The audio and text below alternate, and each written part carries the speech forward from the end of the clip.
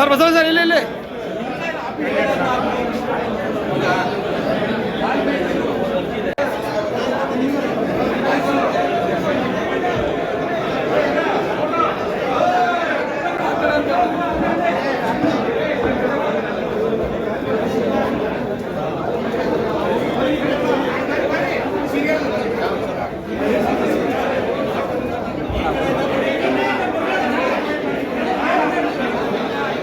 ಕರ್ನಾಟಕ ರಾಜ್ಯ ಅನುಮತಿ ಪಡೆದ ಗುತ್ತಿಗೆದಾರರ ಸಂಘ ರಿಜಿಸ್ಟರ್ ಬೆಂಗಳೂರು ಏನು ಇದೇ ಡಿಸೆಂಬರ್ 14 ನಮ್ಮ ಕೇಂದ್ರ ಸಮಿತಿಯ ಪಂಚವಾರ್ಷಿಕ ಚುನಾವಣೆ ನಡೀತದೆ.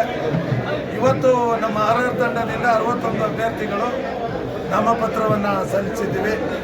ರಾಜ್ಯದಲ್ಲಿ 31 ಜಿಲ್ಲೆ 263 ಸಮಿತಿಗಳಲ್ಲಿ ನಮ್ಮ ತಂಡ ಈ ಬಾರಿ ಒಂದು ಒಳ್ಳೆಯ ವಾತಾವರಣವನ್ನು ಕಳೆದ 40 ತಿಂಗಳಿಂದ ಏನು ಜೂನ್ 12, 2022ರಂದು ರಾಜ್ಯದ ನನ್ನ ವಿದ್ಯುತ್ ಗುತ್ತಿಗೆದಾರ ಬಂಧುಗಳು ಸಂಘದ ಇತಿಹಾಸದಲ್ಲೇ ಒಂದು ಐತಿಹಾಸಿಕ ಜಯಕ್ಕೆ ಕಾರಣಕರ್ತರಾಗಿದ್ದರು.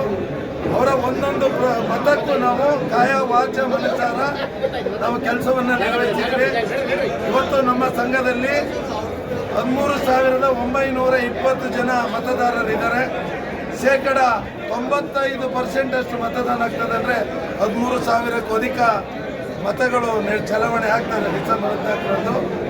ನಮ್ಮ ತಂಡ ಈ ಒಂದು ಚುನಾವಣೆಯಲ್ಲಿ 10,000ಕ್ಕೂ ಅಧಿಕ ಮತಗಳನ್ನು ನಾವು ಪಡಿತೀವಿ. ಯಾಕೆಂದರೆ ಕಳೆದ 40 ತಿಂಗಳಿಂದ ಈ ಒಂದು ಸಂಘದ ಹಲವಾರು ಕಾರ್ಯಕ್ರಮಗಳನ್ನು ಈ ಸಂಘವನ್ನು ಒಂದು ವಿಧಾನಸೌಧದ 3ನೇ ಮಹಡಿಗೆ ಪರಿಚಯ ಮಾಡುವಂಥ ಕಾರ್ಯಕ್ರಮವನ್ನು ಮಾಡಿದ್ದೀವಿ.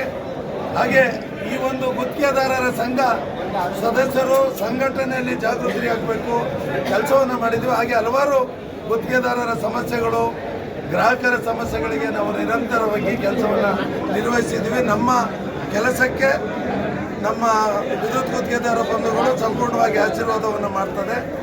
ಹಾಗೆ ನನ್ನ ಇನ್ನೊಂದು ತಂಡದ ಹಲವಾರು ಕೇವಲ ಒಂದು 8 ರಿಂದ 10 ಜನ ಅವರು ಸೋಷಿಯಲ್ ಮೀಡಿಯಾದಲ್ಲಿ ಅಪಪ್ರಚಾರವನ್ನು ಮಾಡ್ತಾ ಇದ್ದಾರೆ. ಅವರ ಅಪಪ್ರಚಾರವನ್ನು ನಾವು ಅವರ ಆಶೀರ್ವಾದ ಅಂತ ಸ್ವೀಕರಿಸಿ ಅವರ ಅಪಪ್ರಚಾರಕ್ಕೆ ನಾವು ಯಾವುದೇ ಪ್ರತಿಕ್ರಿಯೆಯನ್ನು ಕೊಡಲ್ಲ.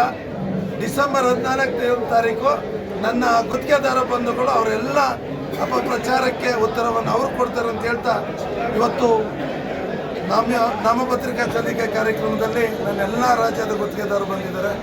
ಅವರಿಗೆ ನಾನು ವೈಯಕ್ತಿಕವಾಗಿ ಹಾಗೂ ನನ್ನ ತಂಡದ ಪರವಾಗಿ ತುಂಬ ಹೃದಯದ ಧನ್ಯವಾದಗಳನ್ನು ತಿಳಿಸ್ತಾ ಇದ್ದೀನಿ.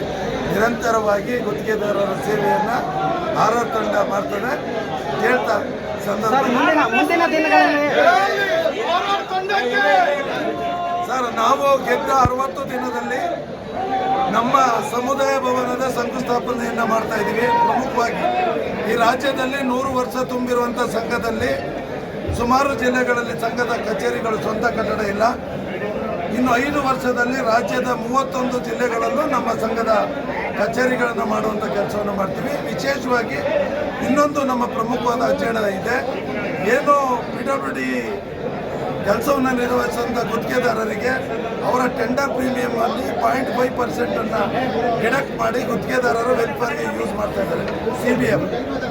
ಅದನ್ನು ನಮ್ಮ ಇಂಧನ ಇಲಾಖೆಯಲ್ಲಿ ಜಾರಿ ಮಾಡಿ ಹಣವನ್ನು ಕ್ರೋಢೀಕರಿಸಿ ಗುತ್ತಿಗೆದಾರರ ಕಲ್ಯಾಣ ಕಾರ್ಯಕ್ರಮಗಳಿಗೆ ವಿನಿಯೋಗ ಮಾಡುವಂಥ ಪ್ರಮುಖವಾದ ಕಾರ್ಯಕ್ರಮವನ್ನು ನಾವು ಈಗಾಗಲೇ ಸರ್ಕಾರದ ಮಟ್ಟದಲ್ಲಿ ಚರ್ಚೆ ಮಾಡಿದ್ದೀವಿ.